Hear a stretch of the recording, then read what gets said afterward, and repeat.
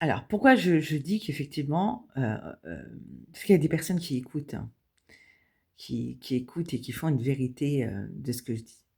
Alors pourquoi je dis petit budget? Bah, parce que finalement c'est ce que j'ai entendu et c'est vrai puisque je le répète, mon institution a et l'hôpital où j'ai travaillé ont préféré suivre dans la pensée les personnes qui commettent comme beaucoup d'entreprises dans notre pays, inconsciemment, mais d'un hôpital, c'est quand même assez hallucinant. Donc j'ai dit: «Ils m'ont fait petit budget», donc j'ai entendu: «Bah, alors petit budget». C'est influé. Tu ouvres ta bouche.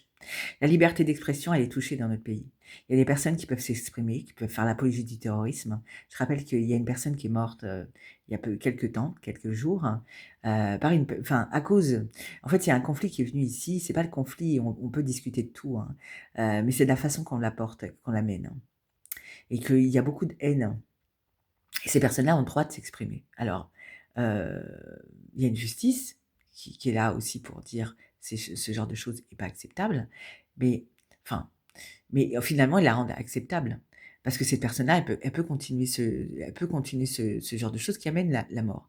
Moi, j'avais dit, et c'est pas c finalement, quand on fait la quand on sème la haine, c'est normal qu'on récolte de la haine, en fait. C'est pour ça que j'ai l'impression que la haine, elle est semée, parce qu'on a envie qu'elle soit semée, en fait. C'est pour ça, moi, j'ai beaucoup de raisonnements sur beaucoup de choses et je me dis et pourtant c'est logique. C'est super logique, en fait.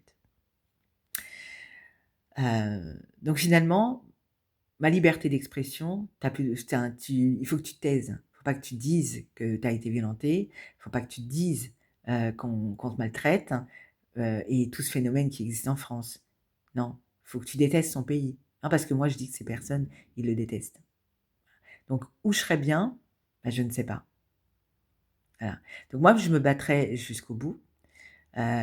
Pour travailler, pour influer dans ma vie personnelle. Peut-être qu'après j'aurai un avocat pour regarder le dossier de mon frère, hein, parce qu'il y a des choses, qui me paraissent, mais je me battrai plus à envoyer des courriers au tribunal de Nanterre, ou Versailles par exemple, parce que c'est non, c'est plus la peine. C'est plus la peine parce que je ne crois plus du tout, alors là, ce que je constate alors après bientôt on aura des juges sur les réseaux sociaux, alors qui expliqueront comment ils travaillent, comment ils traitent les dossiers, parce que c'est une réalité. Finalement, moi, les avocats, ils ne voient rien du tout. Ils ne savent pas, on ne sait pas. Par contre, quand il y a des, vices de procédure et des tampons, bah là, vous voyez tout de suite.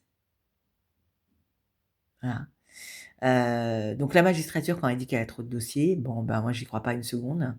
Moi, non, j'y crois pas du tout une seconde. Moi, je pense qu'ils savent, ils savent très bien les choses et ils ne représentent pas, la déclaration des droits de l'homme. Moi, je le répète, je suis la déclaration des droits de l'homme. Tout ceci, c'est pas acceptable. Il y a les criminels, moi, j'ai entendu des avocats qui se spécialisaient dans la criminalité et qui se spécialisent, dans le narcotrafic. Et ça, c'est des personnes qui vont exceller et qui vont faire en sorte que les trafiquants de drogue ne fassent pas une journée de prison. Voilà. Alors si je vais demander à Nanterre qu'ils me fournissent la preuve comme quoi j'ai été convoquée en tant que partie civile, même si effectivement c'est mis partie civile, mais je suis traitée comme une coupable, j'ai l'impression qu'il y a un jugement, populaire également. C'est c'est quand même assez hallucinant. C'est pour ça que, j'ai l'impression que ce système vraiment c'est un abîme. Donc bientôt, on aura des juges. Moi, je dis, mon avocat, il voit pas de quoi je parle et il ne voit rien. Bon, bah, il ne voit pas comment il pourrait traiter mon dossier. Bon, il m'a reçu quand même correctement, cette personne, parce que ça n'a pas été le cas d'une avocate, qui elle s'est bien fou qui s'est vraiment de foutu de ma gueule, hein. Vraiment, c'était, assez flippant. J'ai rencontré 2 autres avocats ont été, qui ont été, mmh, qui ont été aimables, hein, sauf que, ben, ils savent pas comment traiter mon dossier. Donc heu, donc ils savent pas, mais moi je vais pas me battre non plus, à tout va et puis de toute façon, on va dire qu'à chaque fois je non, c'est pas la peine. Mais dans ce cas-là, ne dites pas que vous êtes avec les femmes, et avec les victimes, parce que c'est faux. Vous êtes contre les victimes. Ou alors après, c'est pour dire: «Non, vous êtes avec les victimes». Moi, je pense qu'il y a peut-être des morts qui restent sous silence dans ce pays, peut-être, hein, pour que moi, je me battrai jusqu'au bout, mais j'enlèverai rien. J'enlèverai aucun, mais rien de mes enregistrements. J'en rajouterai peut-être d'ailleurs, hein, mais je n'enlèverai rien parce que tout ce que j'ai vécu, c'est une réalité et que si vous acceptez, et ben, votre pays ne changera pas, en fait. Notre pays ne changera pas. Il restera tel quel, c'est-à-dire, dans la criminalité, les chiffres vont augmenter. Alors c'est soit je c'est pour ça que c'est quand même assez hallucinant. Je me dis: «Mais est-ce que vous avez du respect pour votre pays?» La pensée commune.